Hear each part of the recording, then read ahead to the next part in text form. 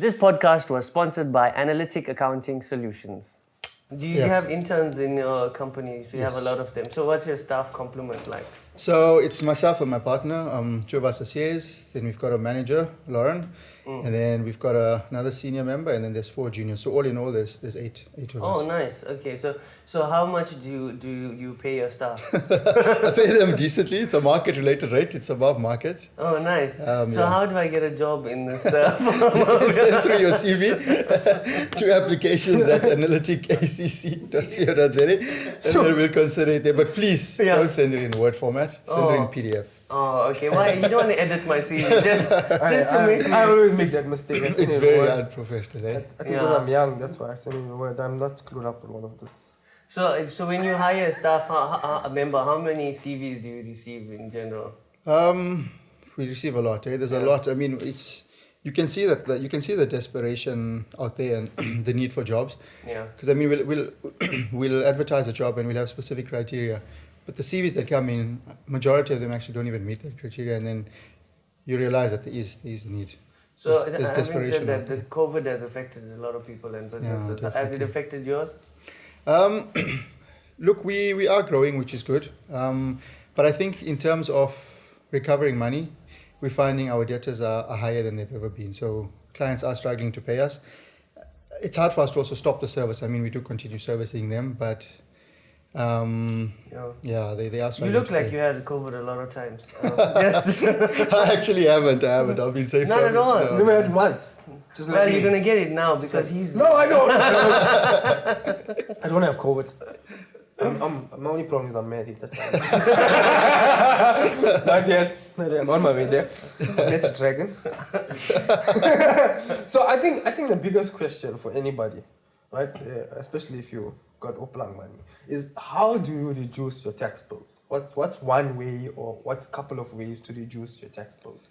Being a business or being like just yourself, your personal. So I think personally it's understanding your allowances and your deductions. Most of the time, I mean, most people are earning a salary, so the tax is being deducted, it's being paid over already. So you don't have much to reduce your taxes besides taking out like a retirement annuity or something like that. Right. So if I have like insurance and stuff, does that also reduce my tax? Personal insurance as an individual, no. You're earning a salary unless you medical aid does. Okay. Medical aid does. It's the insurance will if you're trading as a sole proprietor, so you're trading in your own name. Right. You're running a business. You're a comedian in your own name. Then you can deduct all those expenses. Right. But if you're earning a salary and you're paying personal insurance on your home and your car, you can't deduct those. Is it? Okay. So, wow. I guess I'm not gonna be able to evade tax. No, you can't. As is, I'm making nothing from being a comedian. Yeah, you have to earn like 7,000. You might go to SARS and you're like, how much money you made this year? You should pay tax, laddie. 7,200 a month. That's the... Yeah, it's gone up, so it's about 7,500 currently. Oh, okay. So if you earn anything less than that in your account, then you start paying tax. Okay, no, good. Okay, that's 7,200. 7,500. 7,500. Okay. Yeah, so we're about 7,000 less than. We're fine. Okay, fine. As comedians, we're fine. Yes. So have you ever met with people from SARS or ever dealt with them, like face to face? Are they supposedly hard or like stern from what people say and the way? Yeah, it's quite difficult dealing with SARS. I mean, it's quite difficult, honestly, dealing with any government department, unfortunately. Is it? Yeah, well, we know that. Yeah, so it's tough. They're very difficult. They're getting more tough as time goes along. But tough in the good sense or tough as in corruption?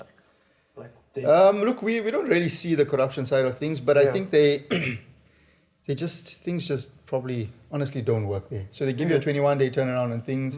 Phone them after 22 days and they're like, no, sorry, nothing's happened with your case. We're going to escalate it. So you say, okay, fine, escalate it. You hear back from us in 3 days. You don't hear back in 3 days, you call them back again, what's happened? Oh no, it's gone into escalation. Now you wait 60 days. Right.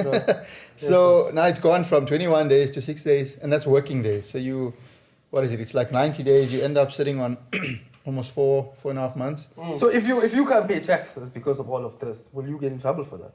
Because of all of it's like basically you saying that I've got load shedding, so I can't do any work from home, right? So who do you blame? You blame the government, and SARS is part of the government. So now if SARS system is not working and you can't what do you do with the... Look, the returns, you're allowed to submit returns and stuff like that, but if you've got any disputes, if you've got any issues, if you need a tax clearance, if SARS has been wrong and SARS has incorrectly taxed you and you're fighting your case, you don't get a tax clearance. And most companies, their suppliers are asking for tax clearances, their customers are asking for tax clearances, and they can't provide that because SARS is busy doing an audit. And that audit keeps moving. They keep moving the goalposts and the deadline, so everybody suffers. No, I always and thought clients SARS... they always think it's us that's not doing our jobs. Yeah, no, 100%. Because I know a lot of people talk about like the SARS website. It's like always down. No, it's. I think that might be the general site, but the site that we work on, the e-filing, it tends to work. Is it? Okay. There are glitches here and there, but it works. Yeah. No, cool. So another good question, which I think a lot of people wanted me to ask, was as a youngster. Sorry, no, my alarm. I generally wake up this time. What's the time? Yeah, it's early stuff. That's good life. For me, not for an accountant. What time do you wake up, by the way? What time do you wake up? I wake up at 4:30. Yeah. And you don't sleep after? No. What? I go cycling. It is Fajr. Cycling. Fajr is the first prayer for all Muslim people. What time is Fajr? At the moment, 10 to, 10 to 5. 10 to 5. Yeah. Fajr is 10 to 5. I knew the answer, I was just speaking. Listen, you have to know that. Especially it's Ramadan time. Like, it doesn't look like a mulana.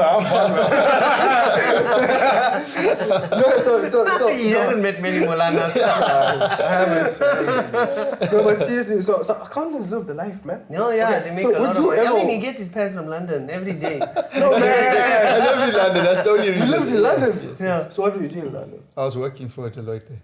One of the big five. Yeah, there are many Yes. Muslim people working in company. Yeah. So Deloitte. nice. So any other place you travel to in the world, like with regards to being an accountant or being a CA? Well, when I lived in London, I traveled quite a lot of Europe at the time. So I was there for 2 years. And once a month, I'd go to one of the European countries and travel. Nice. So you were like just like Mo lived in Germany. So I think with Rihan being an excellent entrepreneur. Rihan, by the way, how long is your business like in motion? The actual practice is running for 9 years, and I'm in the practice for 5 years. Practice 5 years. So your business itself is 9 years. 9 years. So your business partner is your father? No. Oh. What made you think that? True. No, that's true. So tell us, before we move on to our other games and stuff like that, what is it that you love about South Africa the most? Well, Don't tell us load shedding, please. I think South Africa is good. It's so diverse. There's so much to love in this country. I mean, there's so much to do. If you go to Cape Town, it's completely different. You got the Kruger Park. You've got PE. You know, it's everywhere you go. It's different. There's things to do. The cultures, the diversity, the people. People are so friendly. People are so different compared to other countries where people are just doing what they're doing. And no, you've been to London and stuff like that. So would you have preferred to stay in London, like forever? No, I think London is quite crazy. In the industry that we're in, it's very busy. I mean, you work an average of like 12, 13 hours a day. And competition-wise, like to get a job there is a bit of a... it's cutthroat. No, but cool. Yeah, so that basically wraps up all the questions that we actually wanted to ask him. And I hope that actually covers everything that if you're a youngster and you're going into university, or even if you're going into grade 10, because that's the time they choose their subjects, if you want to become an accountant or if you dream of becoming an accountant, if you heard Rehan's story, then obviously you'll have an idea of whether you want to pursue it or you don't. It opens up a lot of doors. It's a very, very good industry to be in. No, okay, cool, yeah. So I did accounting in university. I never did it in school, and I puzzled. I mean, I never answered the question. A equals O plus L, that's what I remember. Assets equals owner's equity plus liability. Yeah, that's like the most basic thing you learn. You know, the credits must equal the debits. Like no, I don't know. And then you have the books, the CRJ, CPJ, BBJ, LBJ, KKJ. Oh God, what? My God, there's so many books. Don't deal with all of them. Now everything's on That's software. cool It's all online. Yeah. Okay, so what softwares do you guys use? Yeah. So we use a software called Xero, Xero. But there's so many. There's Pastel, there's so many out there. Don't forget to share this lovely podcast because we know it's amazing. You can like this podcast and you can also subscribe to this podcast. Do it. This is the worst podcast ever.